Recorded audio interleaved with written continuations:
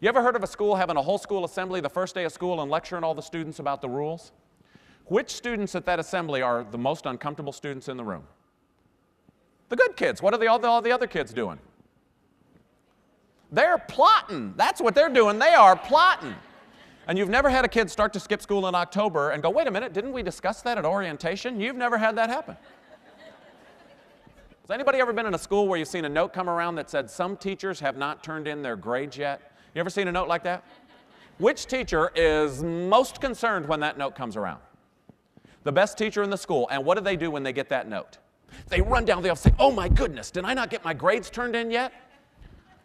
Luckily, I've made 5 backup copies.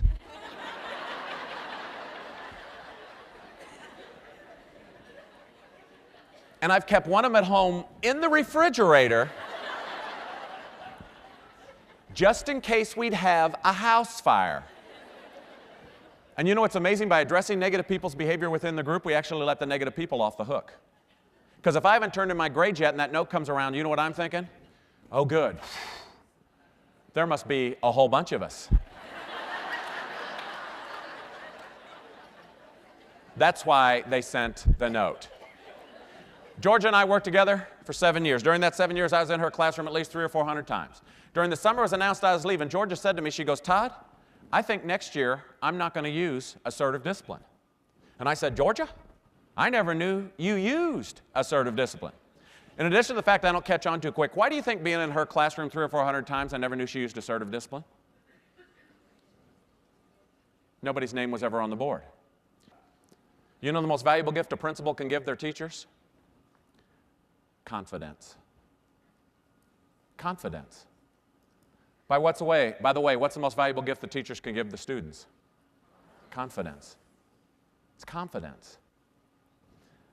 How would that have helped her confidence for me to outlaw assertive discipline? If that made her feel more effective as a teacher, how would that help her confidence? 2 things you need to know, folks. It's not autonomy. How many of you have school-age children? How many of you in the last 3 years has one of your children had a teacher that was a smidgen less effective than you may have wished? How many of you during that year your child had that teacher the entire year you kept thinking, boy, I wish that principal would give that teacher more autonomy? Is that what you were hoping for? And you need to know something about constructive criticism. There is no such thing. Not in the eyes of the recipient. Trust me, there is no such thing. It's confidence. Well, you all might be thinking if your best teacher uses assertive discipline, the reason she's so good because she's using assertive discipline. Well, let me tell you about a teacher I had named Steve my first year as a high school principal. I walk into Steve's classroom the second week of school. Steve has 11 students' names on the board. The last name is written in 2-foot-high block letters and has 7 check marks next to the name. And the 7th check mark went from the top of the board to the bottom of the board. And Steve's up at the front of the room with a piece of chalk going, come on, you want another one? You want another one? Come on, you want another one?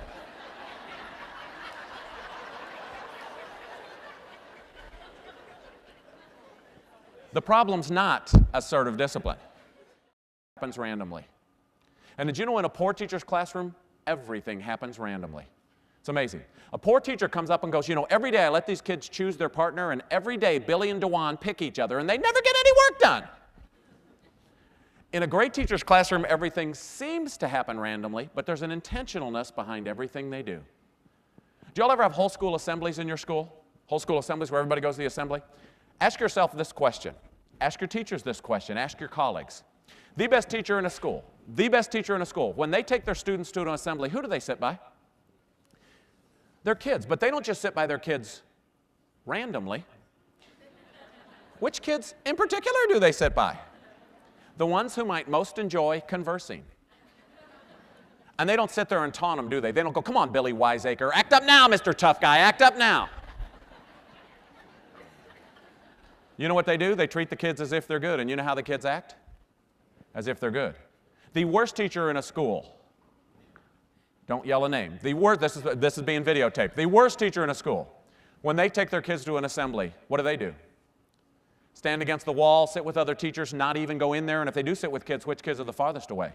And then what do they do at the end of the assembly? Did you see the way those kids were acting down there? I have to put up with that every single day. Do you know why the person who does the least complains the most?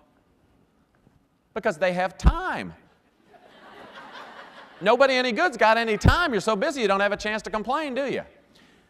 Have you ever worked with anybody who hates their job and other people say, why don't they do something else? Do you know why they don't do something else? Because they can't. And you know who knows it? They do. Have you ever worked with anybody who hates their job, is eligible for retirement, and they don't quit? Do you know the reason they don't quit? Because school is the closest they will ever come to normal people. Let's be honest, if you were married to one of them in like a week, your eye'd be twitching, wouldn't it? And if you ever question that, you ought to see my wife's eye. After 19 years, it's got a pretty good flap going on. I'm just letting you know that in advance. Have you ever noticed in any organization, the person who complains the most about their salary has absolutely no ability whatsoever to get a job that pays them more? Have you ever noticed that? Isn't that the most amazing thing? But you know what that is? That's a true statement.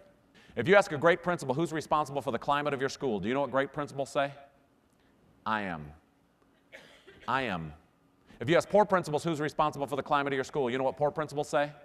The teachers are, we all are, the parents, we're a community, we're a family, we're all in this together. And it's the exact same thing in the classroom. The best teacher gives a quiz or a test or a homework assignment, and the students do poorly on it. And hasn't that happened to every one of us? Haven't you had lessons you thought was the most beautiful lesson you'd ever given? At the end of the day, as you reflected on it, you sort of started to tear up because the lesson was so special. And the next day you walked into class, brought it up, and the kids go, what? We've never talked about that. Hadn't that ever, everybody? The best teacher gives a quiz or a test or a homework assignment, and the students do poorly on it. Who does the best teacher blame? Themselves. That's why they're so good. Who's the one person's behavior in the classroom you actually have the ability to control and influence? Your own. That's why you're all so good. The worst teachers, when they give a quiz or a test or a homework assignment and the students do poorly on it, the students doing poorly is not the variable. It happens to every one of us, doesn't it? It's the response to the students doing poorly that's the variable. The worst teacher, when they give a quiz or a test or a homework assignment and the students do poorly on it, who do they blame? The kids, last year's teachers, the parents, hip-hop music, MTV, drugs, cable, society today, the kids all drive, the kids all have jobs. Divorce rate, I've learned if we're waiting for the divorce rate to fall to zero before we start teaching these kids, we're going to be waiting quite a while, aren't we? And it's that willingness to accept responsibility. Great teachers and poor teachers want very different things when kids misbehave also. Did you know when a student misbehaves in a great teacher's classroom, do you know what that great teacher wants? Prevention. They want it not to happen again. And when a student misbehaves in a poor teacher's classroom, you know what that poor teacher wants? Revenge. They want a public bloodletting. Did you know great teachers and poor teachers want very different things when students are sent to the office? Did you know, I know you won't believe this, but I promise it's true in some of the surrounding school districts. Did you know that poor teachers want students leaving the office mad? I had to teach my teachers, hey folks, we don't want kids leaving the office mad. Can I let you in on a secret? They came to the office mad. Some of those kids came to school mad. They walked into your class mad. If you want a whole bunch of kids coming in your class mad, please let me know because I'll tick them off and I'll send them in there. And you know why we never want students leaving the office mad and we never want students leaving the office embarrassed? Because they'll get revenge. And not on us because we're all such big, tough adults, but they'll get revenge on somebody because hurt people hurt people. Great teachers make sure they treat every student with respect and dignity every single day, all the time. It's 10 days out of 10. That's a big difference. All teachers treat kids nice some of the time. Most of the teachers treat kids nice most of the time. But you know how many days out of 10 great teachers treat the kids with respect and dignity? Every single day, all the time, 10 days out of 10. You know one thing I used to always tell my teachers? I used to always tell my teachers, you don't have to like the students. Does not matter. Does not matter. Matter of fact, you don't even have control over that. You don't have to like the students. It does not matter. You just have to act like you like the students. Because if you act like you like them, it doesn't matter if you like them. And if you don't act like you like them, it doesn't matter if you like them. The best teacher in a school. Does the best teacher in a school have students they like less than the other students? Of course they do. And how do they treat them? Just like all the others. And you know what's scary? The worst teacher in a school has kids they like. They just don't act like it, at least some of the time. And it's every single day we treat every single student with respect and dignity. There are 3 behaviors that should never take place in a classroom. 3 behaviors that should never take place from a teacher. 3 behaviors that should never take place in a school, and 3 behaviors that should never take place from a principal. The first of these 3 behaviors that should never take place from a teacher is we should never argue. Who determines how many arguments you get in a week? You do. That's exactly right. In my book, Dealing with Difficult Parents, I write about the fact that we should never argue with an idiot. And there's lots of reasons we shouldn't argue with an idiot, but one reason we shouldn't argue with an idiot is idiots have a lot more practice arguing than you do. Didn't they get in about 3 good hours that day before they came in to see you? You know another reason we should never argue with an idiot? Because if you're caught arguing with an idiot, people are pretty sure there's at least one idiot over there arguing. And I'm never sure they're able to tell which one of us it is. Y'all ever seen that Seinfeld episode when Kramer's standing in the police lineup next to the criminal? And Kramer's going,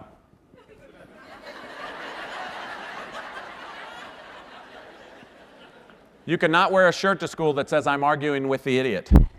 My wife wears one at home all the time. I can't even figure out what that's all about.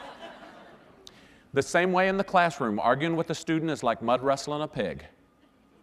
You both get muddy, only the pig seems to enjoy it.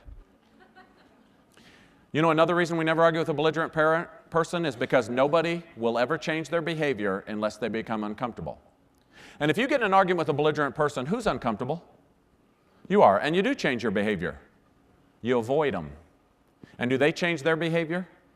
They come to school looking for you because they know they can push your buttons. Do you know the other reason we never argue? Because we're teachers. And we need to teach people new and appropriate ways to behave. We don't need to help them refine and reinforce the inappropriate skills they already bring by the bucketful. Do you know how blessed you are in Henderson, Kentucky? Every single student will start school tomorrow already knowing how to argue. You don't have to do that. Check it off the standards list. You're 1 for 1. The second thing we never do is we never yell. The people we're tempted to yell at have been yelled at so dang much. Why do you think that's going to have any impact on them? Starting in first grade, when I had a teacher I knew that I could get yelling at me, do you know what I'd tell all the other kids at recess before we walked into class? Watch this. I've never said watch this in a great teacher's classroom because I couldn't push their buttons. Do you know in a great teacher's classroom, the teacher determines what the students are going to do next? And did you know in a poor teacher's classroom, the students determine what the teacher's going to do next? I've never said watch this in a great teacher's classroom because I couldn't push their buttons. It's amazing. You know the other thing I learned? I learned that if the teacher's yelling at me, do you know which students in that classroom are uncomfortable? All the good ones. And what happens is, at the first day of school, all the kids are on the side of the teacher. Did you know that? They're not on the side of the students like me. But if I have a teacher who I can get yelling at me, you know what happens? The students become uncomfortable and they move from the side of the teacher to the side of me.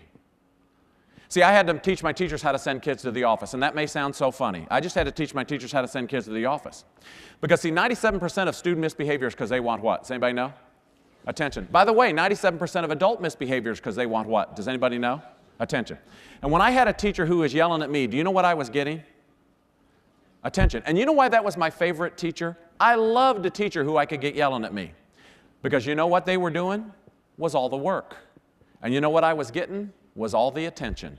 When I'm a student, if I have a teacher who sends me to the office by yelling, if a teacher goes, Todd, you just get out of here. I am sick of you right now. You just get out of here. Do you know what I'm getting? Attention. And you know why I love it?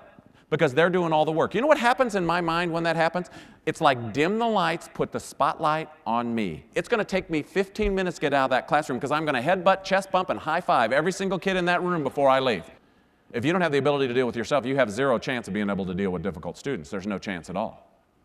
But if I have a teacher that continues to manage themselves, because classroom management has a lot more to do with class than it does management. And if I have a teacher that continues to manage themselves, and they would continue to teach, and they'd come up to me and they'd go, Todd, you need to step out in the hallway. They'd come up and whisper, Todd, you need to step out in the hallway. I'd jump up and run out in the hallway. You know why? Because I thought I got out of trouble. And then if they could continue to manage themselves and come out in the hallway a minute later and go, Todd, you need to go on down to the office. You know what happens at the office? All I got was a consequence. I didn't get the attention. And you know, I wouldn't goof around in that teacher's classroom anymore because the reward wasn't as great as the punishment was. And it's understanding that. But if I have enough attention, there's no way on earth I'm ever going to calm down. I'm going to take advantage of that forever.